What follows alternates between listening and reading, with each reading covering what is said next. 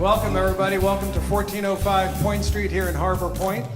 Thank you all for coming. I know we have Councilman Zeke Cohen out here somewhere, and we'll obviously be hearing from our mayor very shortly. But first of all, I just want to thank everybody for coming out to see the opening of another new building and really the creation of another neighborhood here in Baltimore, in our city. And I think when I first moved here in 1990, one of the things I recognized was how important Baltimore City's neighborhoods are. I mean, we're a city of neighborhoods. And when you think about developing or redeveloping areas, it's important to respect those neighborhoods, but also utilize the value of them. And what we don't want to do is have one big homogeneous city. We want to have a city that connects together, that you can walk all over the city to different neighborhoods, and those neighborhoods can still have their own character and unique nature to it. When I built the first building here over at Harbor East in 1995, was an office building, but shortly thereafter was an apartment building. And in 1996 it opened, and everybody said, no one's going to move in there, it's going to take forever to rent up. And they were wrong. It was still challenging, but they were wrong. People moved in here. Since then, we built a couple thousand units, and here at Harbor Point, we built 1305 Dock Street, rented up the fastest rent up in the city's history, highest rents, and it was a small, unique boutique building, but it rented up very well.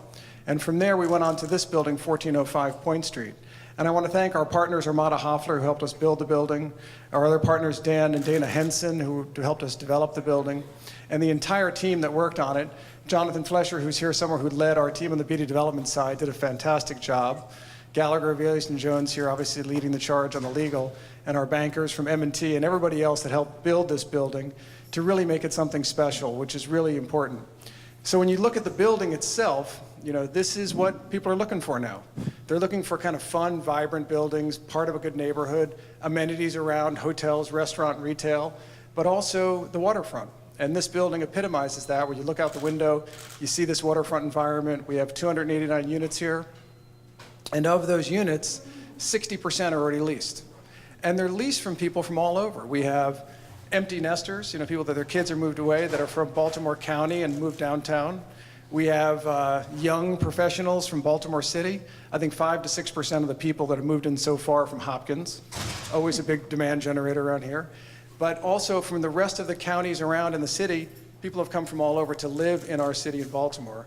And one of the things the mayor has said a lot, and has said again and again when I talk about taxes in the city or other things, is let's build up the population here. Let's get more people here. Get me another 10,000 residents in downtown Baltimore, and we'll do something with the taxes. And that's exactly what we're focused on here. We're focused on building a great building, making a nice place to live, and a nice environment, because that's what really makes our city great. So I'm going to turn it over to the mayor now, have her say a few comments. I'll come back and talk a little more about this building, and then you can enjoy the rest of the afternoon. So, Michael, I'm not sure whether I'm supposed to use this mic or that mic. Am I using the right mic? Okay, great. So first, you've thanked everybody. So I want to thank you. And I want to thank you because as I was standing outside, he's getting ready to build another building. And one of the things that was said was, Michael has a way of seeing things that other folks don't see. He's a visionary. I love visionaries. I call myself one. But I just wanted to say thank you. I want to thank all of my folks, BDC, everyone who's worked. You see Colin is here, who worked to help make this project happen. But this is the kind of development that makes a difference in Baltimore. And I always say to folks that our millennials really get it, because Baltimore is one of the top 10 cities for millennials to move to. And so we're grateful for the millennials, but we're also grateful for those 55-year-old and older who also are now moving back to our city and coming to our downtown area because they want all of the amenities that surround downtown. I also wanted to just cite some of the things that took place as a result of this project. It exceeded the MBWBE goals by almost $1 million, with a total of $28 million being spent on MWBE. We also exceeded the hiring goals, which was 20% of all workers on site, Baltimore City residents, and 51% of new hires being from Baltimore. Our numbers were 23% and 57%. Harbor Point today is the result of over $100 million in city tip financing, road, water, sewer, all of those things that we have to do. And Michael has also heard me say this. We're under a federal mandate to fix our water system, to fix our pipes. So when we're doing these kinds of developments, we ought to do our part in terms of making sure those things take place. But this is what we need in Baltimore: more residents, more investment. And I also said to you, Michael, that one of the reasons that we created our own $57 million investment fund is because we're going to be investing in those neighborhoods and communities that have been underinvested in for decades. We want people in Baltimore to be able to walk from neighborhood to neighborhood. We're changing out 76,000 lights in our city.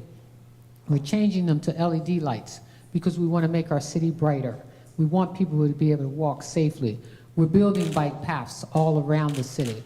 But more importantly, it's you, the individuals who will live here, the developers who are committed to Baltimore, and the folks who believe in the future of our city. I tell folks every time I get a mic in my hand, Michael, I have to say that, you know, my focus is on building a better Baltimore, but making Baltimore one of the safest cities in this country. We are trending downward in terms of violence in our city. We will continue to focus. We're expanding programs like Safe Streets and ROCA so we can focus on those who need the assistance that is needed. We had some 8,000 young people, and I think there's a report in the paper today about some overpayments for our young people, but when 14-year-olds get their first job, you expect certain things to happen. But I am so excited about the work that's going on in this city and the commitment of people such as yourself, your company, and all those individuals out here that you've already named that really believe in our city. So thank you again for all that you do. And so with that, for the 1405 Point Apartments, you get a mayoral salute. So this is for you.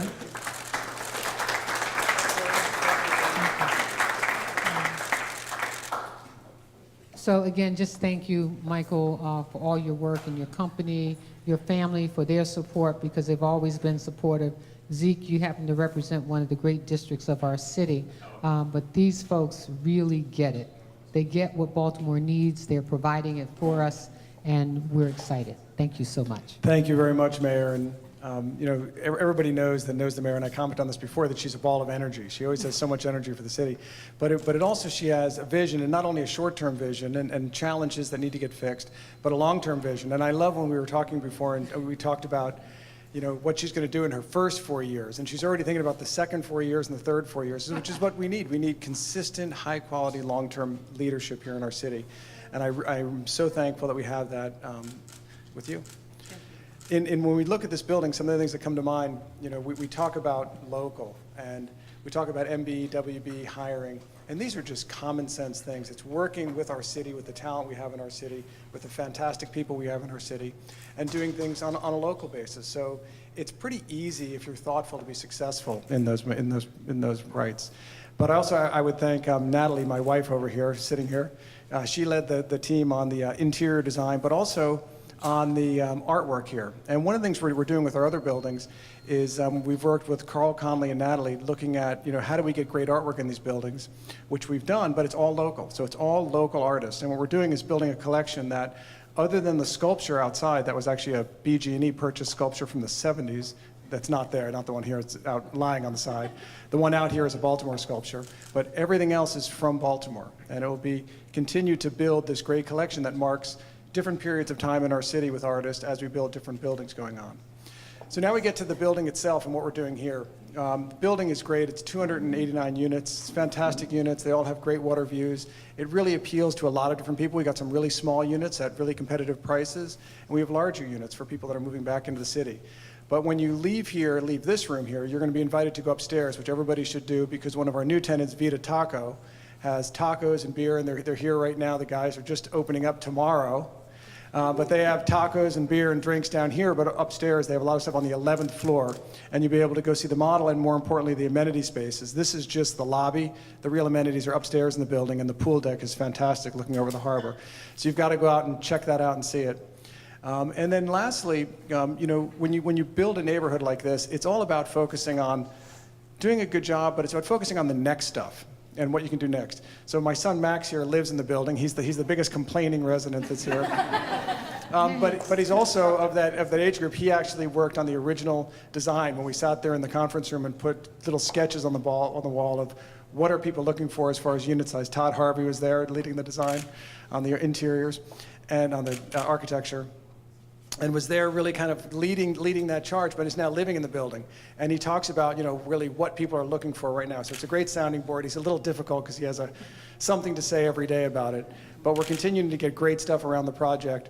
With that being said, when you look behind you out here, we have another building under construction that just started. It's called Wills Wharf. It's a 225,000 square foot office building with a 156-room canopy hotel on top of it. And behind us, we're starting design on another residential building. So it's about keeping momentum going. We're really excited about our other projects outside of Harbor Point, but we'll keep Harbor Point growing as a great neighborhood, and we're excited to see our city continue to grow and really be something special, because what people don't realize is how great the city is right now and how fantastic it's going to be in the future. So we're excited to be a small part of it. So thank you for being here. Thank you all, and Councilman, we want to thank you for being here and just remind you of the great people that you represent. I know you already know that, but thank you, and thank you for all the assistance that you provide for us at the City Council. You did mention the fact that I said that, what I'm going to do in the next 4 years and the 4 years coming. I told him, I said, I have no desire to do anything else but do this work. And so I still pinch myself every day that I get to do this work. And I am so grateful again to you and your company and everyone who's engaged in making these kinds of things possible for the citizens of Baltimore. Thank you. And Councilman Cohen, would you like to say a few words?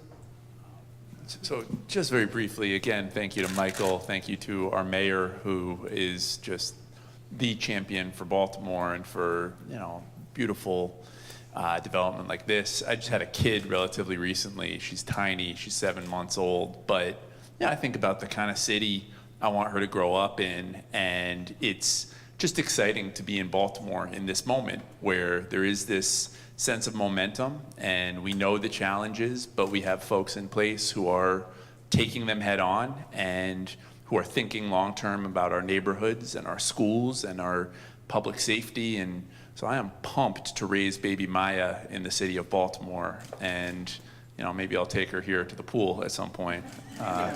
It's very warm out.